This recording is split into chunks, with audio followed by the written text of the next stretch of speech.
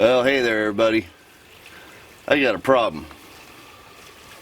I went and got some seeds from a seed company off of Amazon that I've gotten seeds from before, and they gave me some peppers, and I want some ghost peppers. They gave me a pack of ghost peppers, and it looks like they might have been cross-pollinated. Got my little tag here that I sold at the farmer's market as ghost peppers. But this is not a ghost pepper plant. This looks more like a type of chili pepper. Looks like it might have got cross-pollinated. This might be a super hot chili pepper. I don't know. But in any case, this is not a ghost pepper plant. So I feel really bad. I started these in January to get them going for the farmer's market for up here in the Pacific Northwest area. So in July you could get peppers on your pepper plant.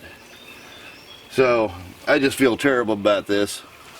Any of my market customers, next spring, if you bring me back this tag that ghost pepper, I don't care if you had ghost peppers or not on your plant, if you bring me back the tag that says ghost pepper, I'm going to give you another plant. I don't care. I just feel bad because it's our reputation at the farmer's market. All the market vendors really care, and they work really hard to bring out stuff locally that the local population can come and buy, that we grow here in the Pacific Northwest for our farmers market. So I feel terrible about this, and I want to make it up to you. I feel like I got cheated. I already put a really bad review on Amazon on the company, but this is just not right. So please, if you know what type of pepper this is, put it down in the comments below. And I hope you enjoyed the video.